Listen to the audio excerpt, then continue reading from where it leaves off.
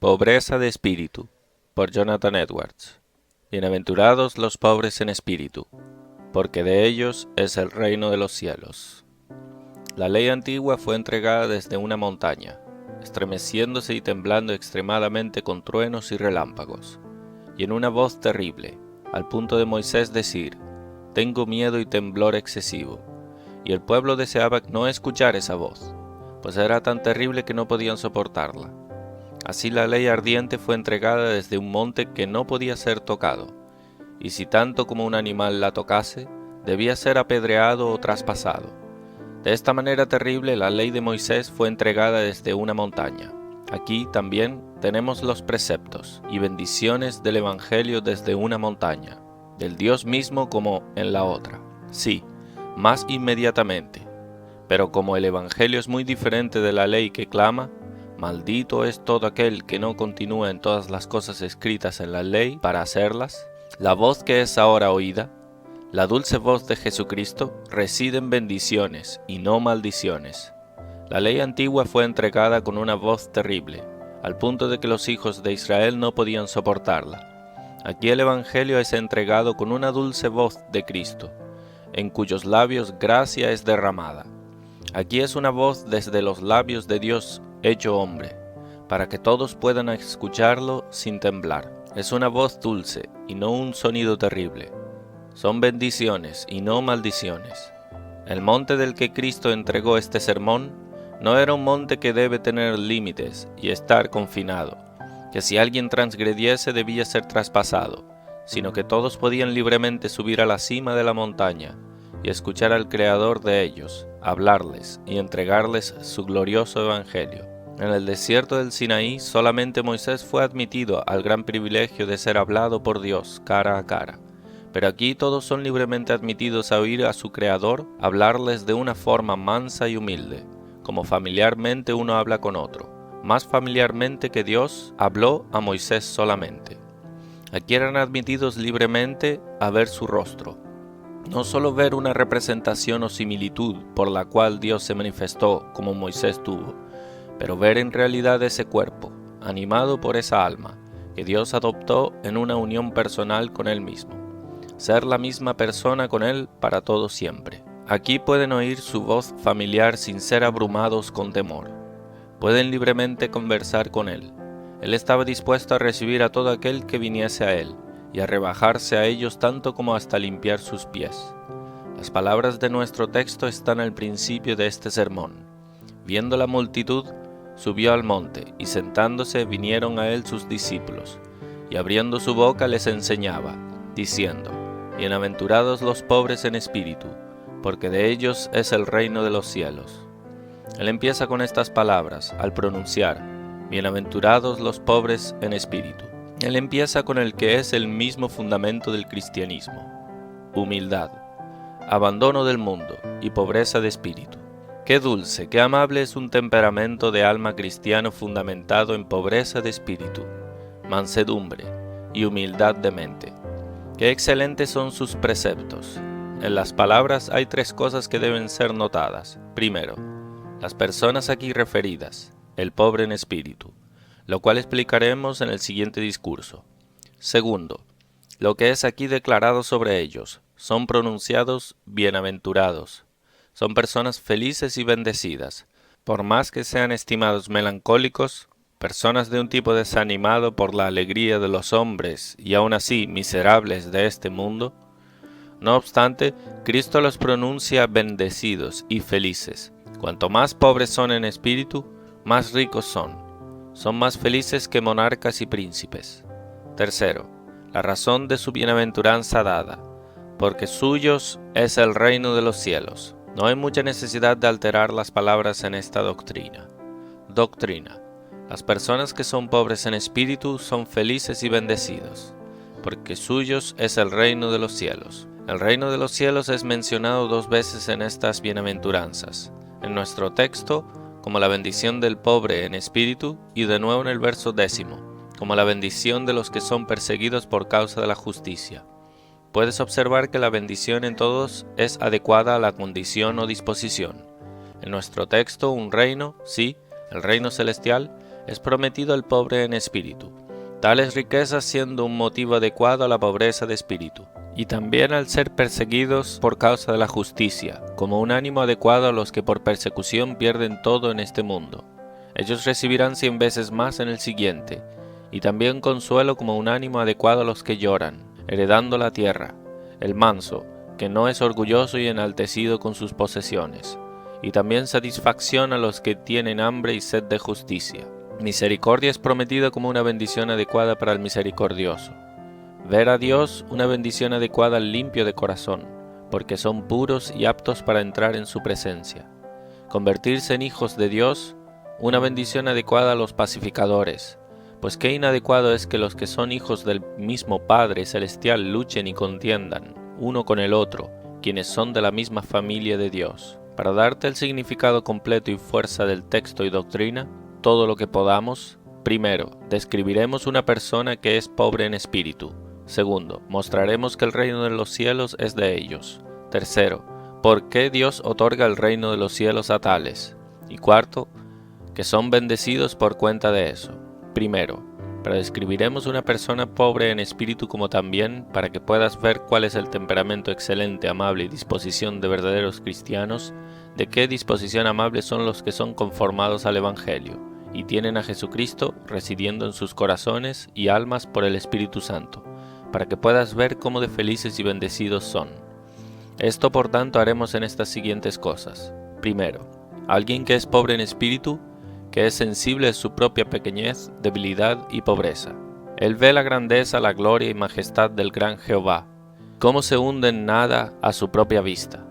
Después de que ha estado empleando sus ojos maravillados e impresionados al ver la majestad y gloria y belleza excelente de Dios, y es llenado con dulce asombro, cuando llega al volver sus ojos para dentro de sí y ve la criatura pequeña, miserable, impotente que es, cómo es humillado, qué ideas humildes tiene de sí, cómo se aniquila en la presencia de este gran Dios. Él entonces ve que no es tan digno que un ser tan glorioso como Dios tome nota de él.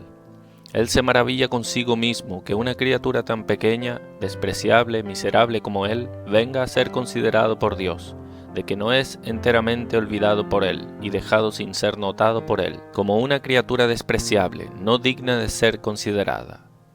Él se ve débil y totalmente impotente, un miserable desgraciado que debe morir y perecer a menos que Dios lo ayude, y así renuncia a su propia fuerza, pues ve que no es nada. Él es alguien que es sensible de su propia pobreza, ve que no tiene nada suyo propio. Él entra en la presencia de Dios, entra como un mendigo, sin dinero y sin precio. Él se despoja de todo lo que solía tener por sus riquezas, y las estima como estiércol. Cuando entra en la presencia de Dios, entra como un mendigo sin dinero y sin precio. Segundo, quien es pobre en espíritu es alguien que es sensible de su propia inmundicia por el pecado. Él mira su propio corazón con repugnancia y aborrecimiento. Lo deja nauseado al ver su corazón. Demasiada inmundicia, demasiado pecado dentro de él. Es alguien que verdaderamente odia el pecado y lo detesta por encima de todas las cosas. Y es su mayor carga que él aún cargue con los restos de su corrupción detestable. Es como un hedor para acordarse que ha afrontado a un Dios misericordioso. Él ve lo detestable que son sus pecados. Tercero, una persona que es pobre en espíritu es alguien que tiene un espíritu contrito, verdaderamente humillado. Contrición y humillación son algunas de las cosas principales que pertenecen a la pobreza de espíritu. La verdadera humillación de un pobre en espíritu es enormemente diferente de la humildad pretendida, falsa de los otros. El orgullo de los hombres naturales surtirán efecto de una u otra manera. Esta gran parte de corrupción que derivamos de Adán nunca será inoperante en nadie sino en los que son verdaderamente nacidos de nuevo. Algunos son orgullosos de sus riquezas y estatus externo. Otros son orgullosos en la mayor pobreza, de supuestas perfecciones de cuerpo o mente. O si no, como muchas personas necias en estos días, son orgullosos de sus imperfecciones, sí, de sus pecados. Ellos se glorían en sus vergüenzas, son orgullosos de esas cosas por las que son como animales y diablos. Algunos son orgullosos de insultar, otros se enorgullecen en el desenfreno. Ellos se estiman más cuando son más atrevidos y audaces en sus propias destrucciones. El mejor de ellos es quien corre con el mayor atrevimiento infernal contra Dios. hasta con cuello erguido y la espesa barrera de sus escudos. Hay multitudes de esos. Como creo que casi todos saben, así algunos son orgullosos de sus religiones, otros de sus irreligiosidades, y algunos son orgullosos de la humildad. De modo que el orgullo surtirá efecto de una u otra manera en todos los hombres naturales. Pero el pobre en espíritu es enormemente diferente de todos estos. Aunque tienen algunos restos de orgullo en ellos, aún así no es sino un residuo. El orgullo es mortificado, es verdaderamente humillado ante Dios. Su corazón es quebrantado y ablandado, y profundamente humillado por el pecado. Él no dice he pecado, como Saúl, por dejar vivir a Agag, rey de los amalequitas, y lo mejor del ganado, cuando Samuel fue enviado con un mensaje terrible a él, 1 Samuel 15:24. Pero como David, cuando Natán le dice, tú eres el hombre. Y el Salmo 51, el salmo penitencial de David en esta ocasión, es el lenguaje de su corazón. Él clama como Job cuando Dios lo reprobó por una voz en el torbellino. Yo me aborrezco y me arrepiento en el polvo y cenizas. Cuarto, otra parte de pobreza de espíritu es el temor de Dios, un temor de Él como un hijo que teme a su padre. Tiene miedo de ofenderle, lleva un gran asombro y temor de su majestad, autoridad y poder sobre todas las cosas. Teme su ira, tiembla a su santa palabra. Esto es reconocido por Dios como una parte de pobreza de espíritu. Isaías 66:2. Pero miraré a aquel que es pobre y humilde de espíritu, y que tiembla a mi palabra. Quinto, quien es pobre en espíritu es alguien que desprecia el mundo. Por muy rico que sea, aún así desprecia su riqueza y guarda su corazón de ella, y así es pobre en espíritu. Él se olvida y rechaza al mundo, vive por encima de él, su alma no sufre estar atrapado por el engaño de las riquezas. Su corazón no se enaltece por estas cosas. Está crucificado para el mundo y el mundo está crucificado para él. Él no se estima por cuenta de la prosperidad y honor del mundo. Él vacía su alma del mundo, lo deja a todos los demás. Él es un peregrino y extraño en la tierra. Sus riquezas no están aquí, sino más allá de esta vida. Sexto, quien es pobre en espíritu es alguien que es lleno de mansedumbre, humildad, en su porte hacia los demás hombres. Él no actúa con arrogancia y altivez, como los que se estiman por encima de sus semejantes criaturas, pero debe más bien en todo tiempo estimar a los demás mejor que a sí mismo, y ponerse en último lugar en su propia estima. Él se deleita en rebajarse a sus inferiores, y someterse a sus superiores. En resumen, pobreza de espíritu es una cosa integral que implica gran humillación y degradación a la vista de Dios, profunda contrición por el pecado, un sentido profundo de nuestra propia pobreza y debilidad nuestra, un sentido de la mezquinidad e insuficiencia de nuestra propia justicia, un menosprecio y desprecio del mundo, una humildad dulce celestial en nuestra conducta hacia los demás como los hijos de Dios. Segundo, la segunda cosa propuesta era que el reino de los cielos pertenece a los que son así pobres en espíritu. Son pequeños y humildes a sus propios ojos, pero Dios los promoverá para ser mayores que los reyes de la tierra. Ellos se han visto como viles e inmundos, pero Dios quitará sus ropas inmundas y los vestirá con vestidos reales, brillando con gloria. Ellos serán hechos bellos, con una belleza que transciende todo lo que ninguna criatura aquí abajo puede jactarse. El reino de los cielos debe ser a veces entendido como el reino celestial de Cristo aquí en la tierra, pues el reino de Cristo no es de una naturaleza terrena, sino celestial. En otros momentos, del estado glorioso de los santos en el cielo, a cual estado solo los que son pobres serán promovidos. Tercero, cuanto a las razones de por qué Dios otorgará el reino de los cielos solo al pobre en espíritu. Primero, son las únicas personas adecuadas para recibirlo. Estos hombres pecaminosos, malvados, que, como son pecaminosos, malvados y abominables, no están adecuados para ser promovidos a la gloria. No están en una posición apta de alma para ser así honorados y promovidos. Dios no promoverá al orgulloso, no dará el reino de los cielos a los que no son verdaderamente humildes. Dar el cielo a esos hombres que nunca han sido verdaderamente humillados y han tenido sus corazones quebrantados por sus pecados y sensibles de sus propias vilezas, habrían sido como continuar a dejar en el cielo a los ángeles caídos después de la caída.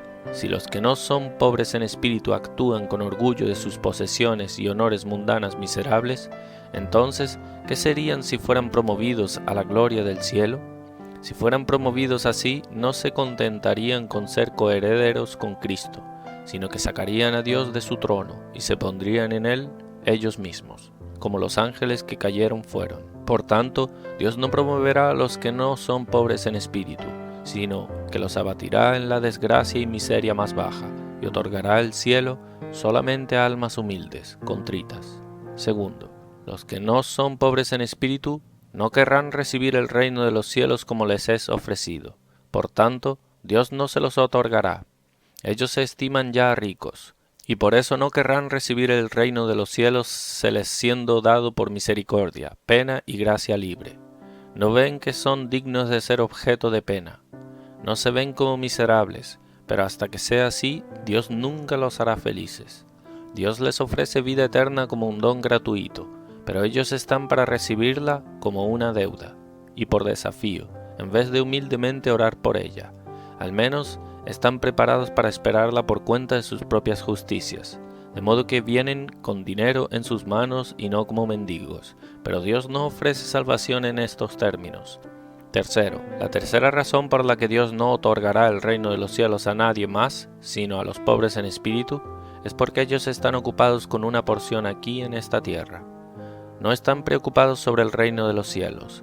Si pudiesen obtener un reino terrenal, se quedarían alegres, se regocijarían con todos sus corazones, y también elegirían no ser miserables en el infierno cuando muriesen. Pero cuanto al reino de los cielos, ellos no elevan sus pensamientos a eso, sino que los retienen sobre el suelo. Ellos toman sus cielos aquí.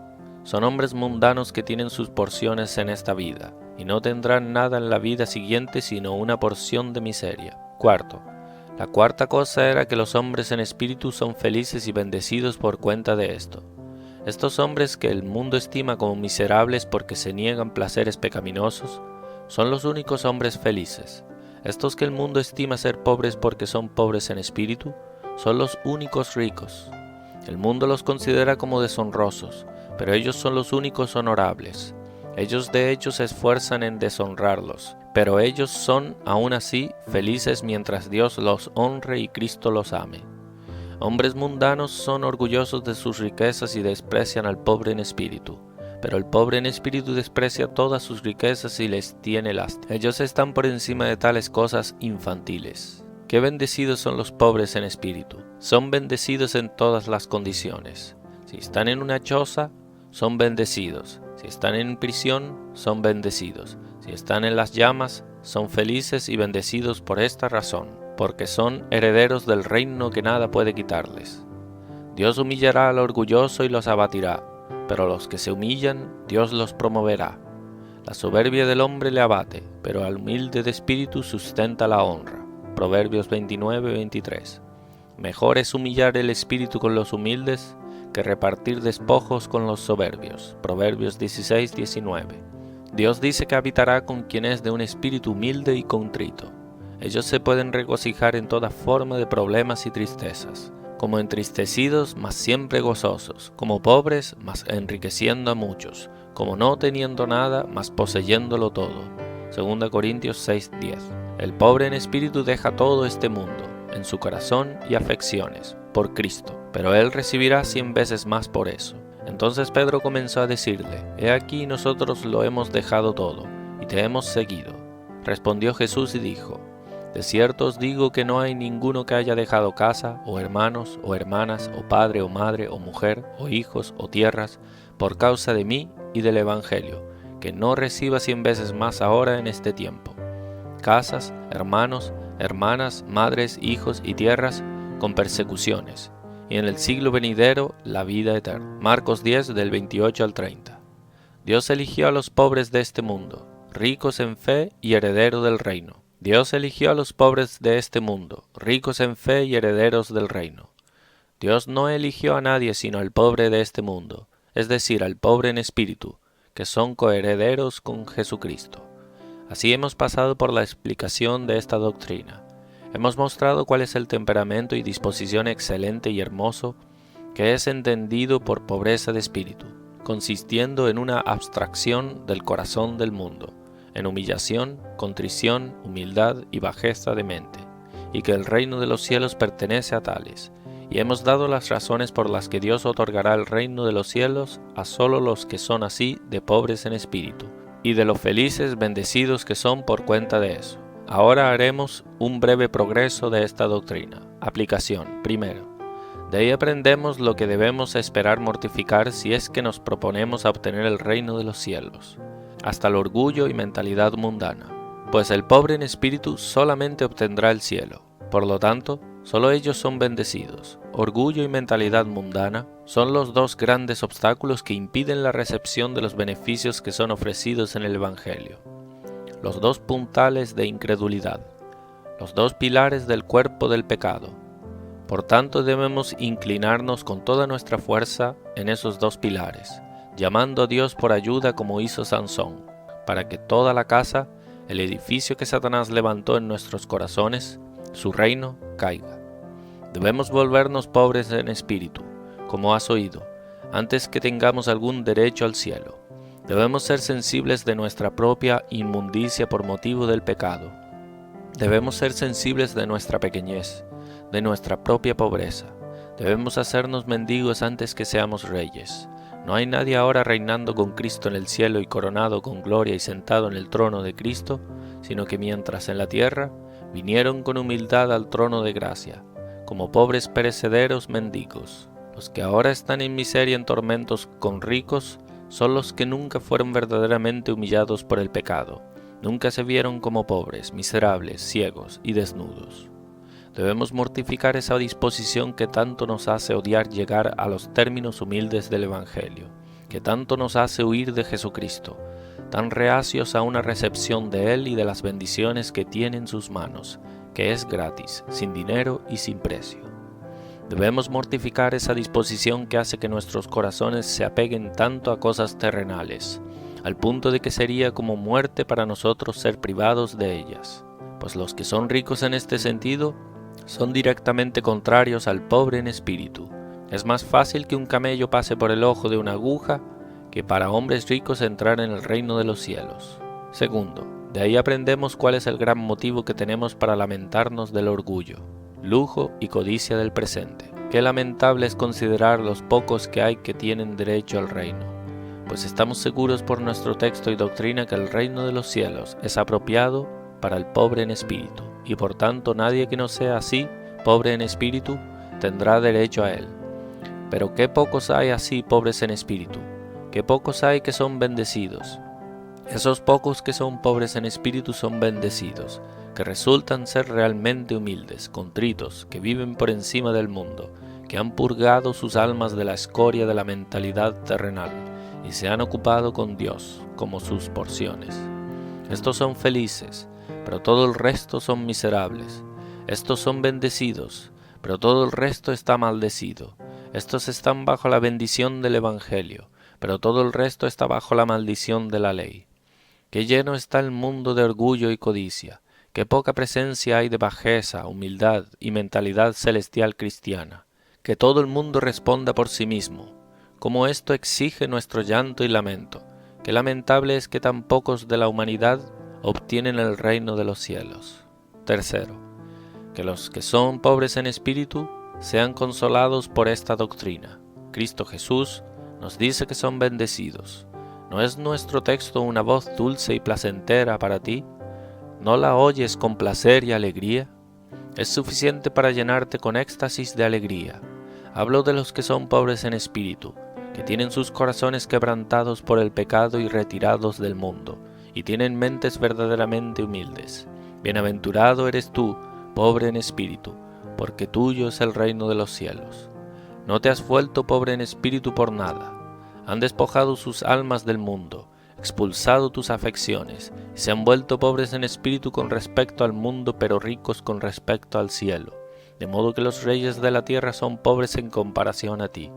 Sus coronas y túnicas no son sino trapos de mendigo en comparación con esas túnicas con las que estás cubierto. Sea cual sea el estado en el que estés, con respecto a la prosperidad mundana, Dios es tuyo y Cristo es tuyo, el reino de los cielos es tuyo.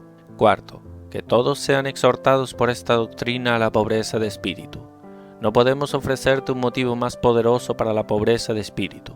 Sí, Dios no puede ofrecerte más. Esta es la mayor, más excelente herencia, es el reino más excelente en el universo. Asegúrate que este reino de los cielos es algo muy excelente y digno de tu aceptación, digno de tu búsqueda más diligente. La expresión reino de los cielos nos exhibe el mayor y más glorioso estado en el mundo. Primero, un reino, la estación de un rey, es la estación más elevada entre los hombres. Son la cima de esta creación más baja. Están en el campo más elevado de honra, poder y dignidad. Segundo, este reino siendo el reino de los cielos, el cual es el palacio del universo, su parte más honorable y excelente, transmite que este estado es el más glorioso al que criaturas son promovidas. Ciertamente entonces aquí hay motivo suficiente para la pobreza de espíritu. Aquí hay motivo suficiente para rechazar el mundo y todo en sus glorias. Si no hubiera nada sino la gracia de pobreza de espíritu en sí, es de tal naturaleza excelente y hermosa que uno pensaría que sería suficiente para atraernos a ella. Todos los hombres odian orgullo y codician los demás y alabarán las virtudes contrarias, por muy destituidos que estén de ellas. Pero ¿cuánto más las alabarían si tuviesen sus ojos abiertos y sus cegueras que les impide de contemplar bellezas espirituales conquistadas? Sin duda, aquello que es afable, lo suficiente para atraer y encantar a los ojos del Creador, aparecería encantador para nosotros si nuestros ojos estuviesen abiertos.